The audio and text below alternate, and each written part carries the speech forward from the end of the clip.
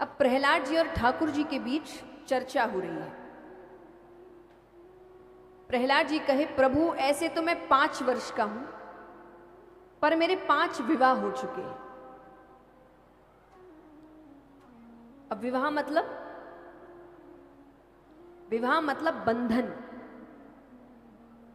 तो वो कहे मोह माया रूपी विवाह,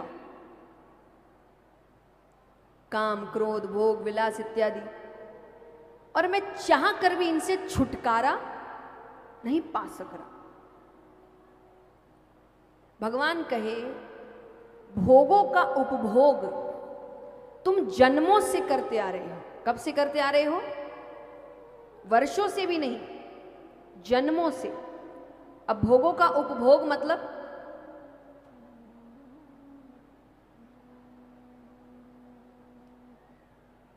जैसे आपने भोजन किया, एक बार के लिए लगता है कि पेट भर गया, इससे ज्यादा नहीं खा सकते। 2-3 घंटे बाद फिर भूख लगती है। तो पेट को, जीभ को हमेशा स्वादिष्ट भोजन चाहिए, नेत्रों को हमेशा अच्छा दृश्य चाहिए, कान को हमेशा मधुर संगीत चाहिए, त्वचा को हमेशा अच्छा स्पर्श चाहिए। इन चीजों से तृप्ति नहीं हो रही, तो इसको कहते हैं भोगों का उपभोग। तो ये व्यक्ति कब से करते आ रहा है? जन्मों से। आज तक मन भरा तो तृप्ति तो नहीं मिल सकती, क्योंकि जिसको तृप्ति चाहिए उसको त्याग करना पड़ेगा। अब आपको स्वास्थ्य ठीक भी करना है और आपसे जीभ कंट्रोल में भी नहीं होती, तो भाई ऐसे कैसे चलेगा? त्याग करना पड़ेगा। तो भगवान कहे तुम्हें त्याग करना पड़ेगा अगर तुम्हें तृप्ति चाहिए तो। प्रहलाद जी कहे त्याग कैसे करें? आपने दुनिया इतनी सुंदर बनाई, कोई इसका त्याग कैसे कर सकता है? भगवान कहे दुनिया इसीलिए सुंदर नहीं बनाई थी कि तुम मुझे ही भूल जाओ। मैंने तो दुनिया इसलिए सुंदर बनाई थी कि तुम्हें मेरा भजन करने में कोई तकलीफ ना हो। पर तुम तो सब कर रहे हो सिवाय सत्संग के। आज व्यक्ति हर चीज में बड़ी मर्यादा रखता है। मर्यादा यानी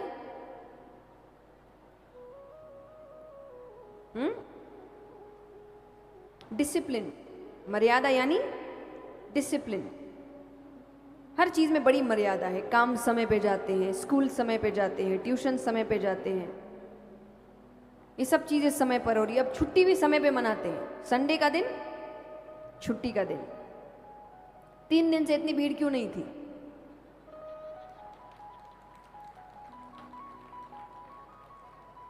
हाँ छुट्टी है, सबकी दुकानें बंद है ना? तो यानी भगवान को भी हम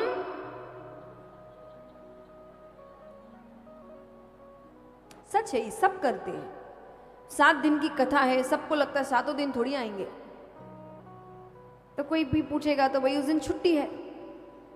अब यही व्यक्ति है जो भगवान को अपने अनुसार समय दे रहा है, इसके जीवन में जब तकलीफ आएगी तो आधी रात में भी भगवान इसको एक पैर पे खड़ा चाहिए।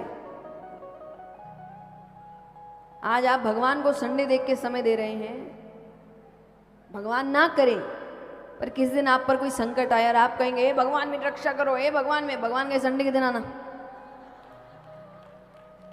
उस दिन मेरी छुट्टी रहती है। अच्छा लगेगा उनको? बताओ, आपको अच्छा लगेगा क्या? उनको कैसा लगता होगा? कितना स्वार्थी है, अपने स्वार्थ से मुझे मनाता है। हम इतने स्वार्थी हो गए हैं कि भगवान हमारा एक काम ना करे, हम भगवान बदल लें। यहां काम नहीं बन रहा, कहीं और चलते हैं, ऐसे तो हो गए हम। और फिर ये इल्जाम भगवान पे लगाते हैं। और एक तो मुझे बात समझ नहीं आती है, भगवान पे इल्जाम किस हिम्मत से लगा रहे हैं? भगवान भी ऊपर बैठे बैठे सोचते होंगे ना, आज जैसे हम इकट्ठा होते, वो भी तो इकट्ठा होते होंगे ना कहीं, कि शाम के समय सब ब्रह्मा विष्णु महेश हनुमान जी सब बैठे हैं। वो नहीं आपको देख के बात कर देंगे, अगले पल का इसको भरोसा नहीं है, इससे अपनी जिंदगी तो चल नहीं रही ठीक से, इसको पता नहीं मेरे को काम क्या करना है ठीक से, रिश्ते कैसे संभालने हैं, ये मेरे को बता रहा है कि मैं क्या करूं। तो जो दुनिया चला रहा है हमसे, जिससे जिंदगी नहीं चल रही एक, वो उसको बता रहे हैं उसको करना क्या चाहिए। दो दोस्त थे एक बार, एक भगवान को मानता था, एक नहीं मानता था। तो जो नहीं मानता था वो अपने दूसरे दोस्त को हमेशा कहता था, तुम्हारे भगवान में अक्ल नहीं है, तुम्हारे भगवान में अक्ल नहीं है। सामने वाला कहता, नहीं होगी तभी तुम जैसे को बनाया। तो उसका हमेशा इस चीज को लेके बहस चलती है। एक दिन दोनों एक बार कहीं किसी दूसरे गांव जा रहे थे, गाड़ियां इत्यादि तब होती नहीं थी, पैदल ही चलते थे, चल के जा रहे हैं। तब उसको हर रास्ते में ना कुछ दिख रहा है कि ये गलत है, ये गलत है। होता ना सबका, कुछ लोग होते हैं जिन कमी निकालने का काम होता है, हर जगह जाएंगे कमियां निकालेंगे। तो उसकी नजर कद्दू पर पड़ी, कद्दू लगे हुए थे। तो उसने कहा, देख मैंने हमेशा कहा ना अक्ल नहीं है, इतना बड़ा फल है, इसको बड़े पेड़ पे लगना चाहिए, लेकिन अक्ल नहीं है। अरे वो कहे तुम फिर शुरू हो गए, बोले तुम नोट करते जाओ, मैं पूरे रास्ते तुमको दिखाऊंगा कितनी गलतियां हैं। तो उसने नोट किया, कद्दू बहुत बड़ा फल है, इसको बड़े पेड़ पे लगना चाहिए। फिर थोड़ी दूर गए, आम का पेड़ दिखता है, इतना सा फल, उसके लिए इतना बड़ा पेड़, यहां क्या लगना चाहिए? कद्दू। वो लिखा आम का फल बहुत छोटा है, इसके ऊपर इतना। फिर अब दोनों को लग रहा है थोड़ा थक गए हैं तो इसकी छांव में आराम कर लेते, सो गए। अब भगवान ऊपर बैठे बैठे कह रहे बहुत होशियार बन रहा है, थोड़ा लाइन पे लाना पड़ेगा। भगवान ने हवा थोड़ी तेज चलाई तो एक आम जो पका नहीं था, कैरी जैसा, सीधा उसकी नाक पे गिरता है। बहुत तेज चोट लग, नाक पे गिर जाए तो ज्यादा चोट लग, चक्कर आने लगे उसे। दूसरा दोस्त डर गया, अरे पानी लेकर आऊं, हम वैद्य के पास चलते हैं, हम वापस घर चलते हैं। वो तो ये हो रहा है, ये करूं वो करूं। वो कहे ये सब छोड़, पहले जो लिखा वो काट।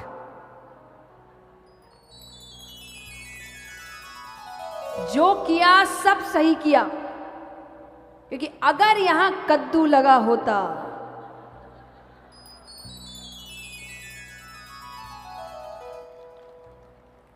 अरे वो दुनिया चला रहे हैं, उनको दिमाग नहीं होगा क्या? क्या बात कर रहे हैं, हम बताएंगे उन्हें क्या करना है। आज हम फोन निकालते हैं, हर साल नया अपग्रेड होता है, यानी बनाने वाले को पहले पता ही नहीं चलता कि क्या दिक्कत हो सकती है। एक साल बाद ही उसको पता चलेगा कि इसमें ये दिक्कत हो सकती है, तो पिछले जो थी हमने उसको फिर ठीक किया है, पहले ही ठीक करके भेजो। यानी एक फोन बना है, उसको भी हर साल अपग्रेड करना पड़ता है, साल में 10 बार अपडेट करना पड़ता है, नया नया सॉफ्टवेयर डाउनलोड करना पड़ता है। भगवान ने एक बार मनुष्य बनाया, आज तक वही चल रहा है, कुछ अपडेट की जरूरत नहीं पड़ी। नहीं, भगवान को लगा कि एक युग के बाद क्या थोड़ा चेंज करते हैं, आंखें कहीं और लगाते, नाक कहीं और लगा, उनको एक बार बनाया, ऐसा बनाया 4 युग हो गए, बदलने की जरूरत नहीं पड़ी। मैं नहीं कहती आप किसी तस्वीर को मानिए, पर मानिए कोई तो शक्ति है। ऐसे कैसे सब चल रहा है? एक बिल्डिंग में पानी ऊपर से नीचे पहुंचाने के लिए हमको इतना तामझाम करना पड़ता है। कितनी सुंदर बात है, अपने आप वर्षा हो जाती है, वो जड़ों में पहुंच जाती है, जड़ों से पेड़ पर ऊपर तक जाती है, अपने आप फल निकल जाते हैं। कितना सुंदर तरीका। उस पे इल्जाम लगाते हैं, ये सही नहीं किया, वो सही नहीं किया। तो इतनी मर्यादा है हर जगह, इतनी मर्यादा सत्संग में भी रख लो।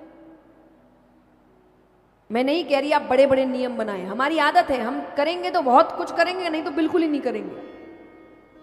करेंगे तो 2-3 घंटे का नियम बना लेंगे, आज से ये भी। कितने दिन कर पाओगे? 1 हफ्ते, उससे ज्यादा नहीं। हर साल नाटक चलता है ना, न्यू ईयर्स रेजोल्यूशन, कितने पूरे कर लिए अभी तक आपने? बताओ। जिम शुरू करेंगे, 4 साल से शुरू करेंगे ही चल रहा है। पैसे इकट्ठा करेंगे, बचाएंगे, वो तब से चल ही रहा है। हर साल सोचते हैं अब करेंगे, क्योंकि एक साथ 10 लिखते हो ना, एक लिखो फिर देखो कैसे पूरा करो। 10 है तो 10 पे ध्यान जाता है, ये भी कर लूँ, वो भी कर लूँ, ये भी कर लूँ। एक करो। तो नियम भी बहुत बड़े नियम नहीं बनाने हैं, 2 मिनट 5 मिनट, अरे इतना ही बना लो कि घर से बाहर निकलेंगे तो मंदिर में धोख दे के ही निकलेंगे। ये भी नियम ही है, पर नियम का मतलब क्या होता है, यानी वो चीज आपके लिए महत्वपूर्ण है। और एक बार नियम बना लिया, फिर दुनिया इधर की उधर हो जाए, नियम टूटना नहीं चाहिए। यानी ईश्वर को बताने का तरीका है कि आप भी हमारे लिए महत्वपूर्ण हैं। सिर्फ लेना लेना नहीं है उनसे, काम कर दो, ये बना दो, ये दे दो।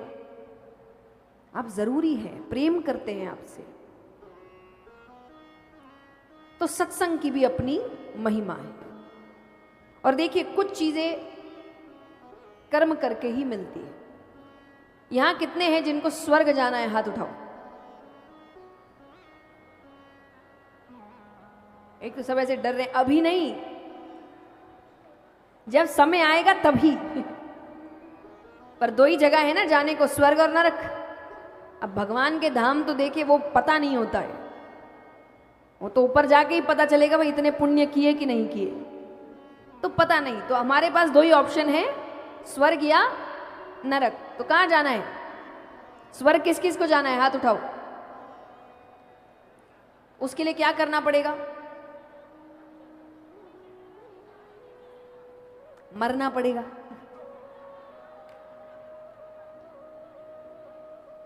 खुद के मरे बिना स्वर्ग भी नहीं मिलेगा। यानी कुछ भी चाहिए तो उसके लिए कुछ, अच्छा बातचीत नहीं, कुछ हंसी मजाक हुआ नहीं, अपने में लग जाते हैं। इधर देखो सब, देखिए सामने जितने बैठे हैं, आपको शांत रहना आपका बनता है। एक बार मुड़ के देखेंगे, लोग खड़े हैं, वो खड़े होके भी सुन रहे हैं, हम सामने बैठे हैं, हमारी जिम्मेदारी ज्यादा बनती है ना भाई। तो निवेदन है, शांति रखिए, जिनको बात करना है पीछे जाए। तो भगवान यहां समझा रहे हैं कि कुछ भी चाहिए उसके लिए करना पड़ता है। तो जीवन में, संसार में कुछ चीजों में बदली नहीं चलती। बदली यानी एक्सचेंज, आपके बदले कोई और कर ले।